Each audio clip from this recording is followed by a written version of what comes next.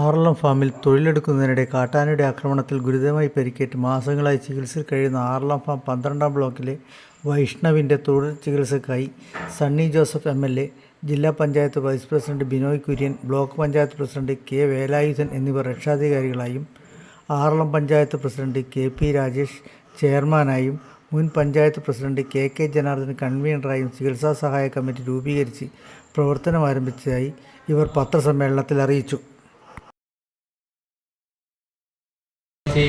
പുനരധിവാസ മേഖലയിലെ വൈഷ്ണവ് എന്ന് പറയുന്ന യുവാവ് കഴിഞ്ഞ ഏപ്രിൽ 25-ാം തീയതി ആനയുടെ ആക്രമണത്തിൽ ഇതുവരെ 3 മാസക്കാലമായി ചികിത്സയിലാണ്. എല്ലാവർക്കും അറിയാം. ആദ്യം കണ്ണൂർ മിംസിലാണ് ചികിത്സ, തുടർന്ന് ഇപ്പോൾ പരിയാരം മെഡിക്കൽ കോളേജിൽ ചികിത്സ ചെയ്തു വരികയാണ്. വലിയൊരു സാമ്പത്തിക ബാധ്യത ഇപ്പോൾ ആ കുടുംബത്തിനുണ്ടാകുന്നുണ്ട്. ആദ്യഘട്ടത്തിൽ സർക്കാർ അതിൻ്റെ ചെലവ് വഹിച്ചെങ്കിലും പിന്നീട് ഇപ്പോൾ പരിയാരം മെഡിക്കൽ കോളേജിൽ ചികിത്സയിലാണ്. തുടർ ചികിത്സയ്ക്ക് ഒരുപാട് പണം നമുക്ക് ആവശ്യമുണ്ട്. അപ്പോൾ അതിനുവേണ്ടി കഴിഞ്ഞ ദിവസം ബഹുമാനപ്പെട്ട MLA, രക്ഷാധികാരികൾ, അതുപോലെ ബിനോയ് കുര്യൻ, ജില്ലാ panchayat vice president K. Velayudhan, block panchayat president, ഗ്രാമപഞ്ചായത്ത് അധ്യക്ഷൻ നിലയ്ക്ക് ഞാൻ ചെയർമാനായും മുൻ പഞ്ചായത്ത് പ്രസിഡന്റ് KK ജനാർദ്ദൻ കൺവീനറായും വലിയൊരു കമ്മിറ്റി രൂപീകരിച്ചിട്ടുണ്ട്. ഇതിൻ്റെ സാമ്പത്തിക സമാഹരണമാണ് നമ്മൾ ലക്ഷ്യം വെക്കുന്നത്. ഇപ്പോൾ ചികിത്സയിലുള്ള വൈഷ്ണവിനെ തുടർ ചികിത്സ കൊടുത്തുകൊണ്ട്, നല്ല കാര്യമായ ചികിത്സ കൊടുത്തുകൊണ്ട് ജീവിതത്തിലേക്ക് തിരികെ കൊണ്ടുവരിക എന്നതാണ് നമ്മൾ ലക്ഷ്യം വെക്കുന്നത്. ആനയുടെ ആക്രമണം മൂലം സാധാരണ എല്ലാവരും പെട്ടെന്ന് മരിക്കുകയാണ് ചെയ്യുന്നത്. പക്ഷേ ഇതൊരു ഒറ്റപ്പെട്ട സംഭവമാണ്. വൈഷ്ണവിനെ നമുക്കെല്ലാവർക്കും കൂടി ജീവിതത്തിലേക്ക് തിരിച്ചു കൊണ്ടുവരണം എന്നുള്ളതുകൊണ്ടാണ് ഈ കമ്മിറ്റി രൂപീകരിച്ച് പ്രവർത്തിച്ചിട്ടുള്ളത്. ബാക്കി ഇതിൻ്റെ രക്ഷാധികാരി എന്ന നിലയിൽ MLA കൂടി സംസാരിക്കും.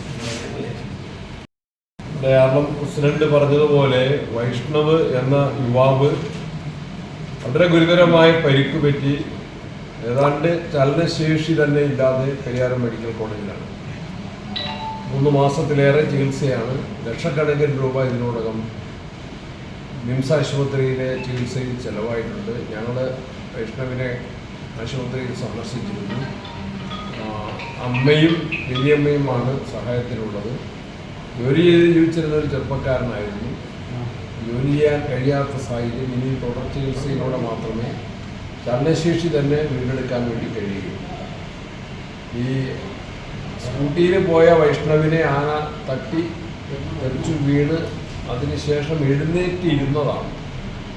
ആദ്യത്തെ തട്ടലിൽ വീണതിന് ശേഷം എഴുന്നേറ്റിരുന്ന ആളെ പുറകിൽ നിന്ന് ആന മുമ്പിലത്തെ കൈകൊണ്ട് തുഴിച്ച് പന്ത് തട്ടുന്നത് പോലെ തുഴിച്ചു തട്ടിക്കുകയാണ്. അതാണ് നട്ടലിന് ക്ഷതം സംഭവിച്ച പരിക്കിലേക്ക് വന്നത്. അപ്പോൾ ഇനി തുടർ ചികിത്സയ്ക്കും അതുപോലെ തന്നെ ആരോഗ്യം വീണ്ടെടുക്കുന്നതിനും പഴയതുപോലെ ജോലി ചെയ്ത് ജീവിക്കാൻ കഴിയാത്ത സാഹചര്യമുണ്ട്. അതിലേക്കുമുള്ള ഒരു സഹായത്തിനുള്ള ഒരു തുകയാണ് സമാഹരിക്കേണ്ടത്. ആദിവാസി പുനരധിവാസ മേഖലയിൽ ഉള്ള പ്രയാസങ്ങൾ നമുക്കറിയാം. അതുകൊണ്ട് അവിടെ നിന്ന് മാത്രം ആ പണം സ്വരൂപിക്കാൻ കഴിയാത്തതുകൊണ്ടാണ് സുമനസ്സുകളായ മുഴുവൻ പേരുടെയും സഹായമാക്കാര്യത്തിൽ അഭ്യർത്ഥിക്കുന്നത്, പ്രതീക്ഷിക്കുന്നത്. അതിനുവേണ്ടിയാണ് ഈ കമ്മിറ്റി പ്രവർത്തിക്കുന്നത്. ബാങ്ക് അക്കൗണ്ട് ബാങ്ക് അക്കൗണ്ടിൻ്റെ ഡീറ്റെയിൽസ് കൂടി പറഞ്ഞു. കുടുംബത്തിൻ്റെ മുഴുവൻ അത്താണിയായ വൈഷ്ണവ് എഴുന്നേറ്റ് നടക്കാൻ പോലും കഴിയാത്ത അവസ്ഥയിൽ കിടന്ന കിടപ്പിലാണ്. മാസങ്ങളായി വിവിധ ആശുപത്രിയിൽ ചികിത്സ നടത്തിക്കൊണ്ടിരിക്കുകയാണ് ഈ യുവാവ്. വൈഷ്ണവിൻ്റെ ചികിത്സാ സഹായത്തിനായി ചെയർമാൻ, കൺവീനർ എന്നിവരുടെ പേരിൽ കേരള ഗ്രാമീൺ ബാങ്ക് കീഴ്പള്ളി ശാഖയിൽ 40 450 101 10 54 36 IFS കോഡ് KLGB 0040 450 നമ്പറായി അക്കൗണ്ട് ഓപ്പൺ ചെയ്തിട്ടുണ്ട്. വൈഷ്ണവിൻ്റെ ദയനീയാവസ്ഥ പുറം ലോകത്തെ അറിയിച്ച് ഈ യുവാവിൻ്റെ ജീവിതം തിരിച്ചുപിടിക്കാൻ ആവശ്യമായ പ്രവർത്തനങ്ങളാണ് ചികിത്സാ സഹായ കമ്മിറ്റി നടത്തുന്നത് എന്ന് പത്രസമ്മേളനത്തിൽ അഡ്വക്കേറ്റ് സണ്ണി ജോസഫ് MLA, ഗ്രാമപഞ്ചായത്ത് president KP Rajesh, convener KK Janardhan, Iritty block panchayat president K. Velayudhan, KB Uthaman എന്നിവർ പറഞ്ഞു.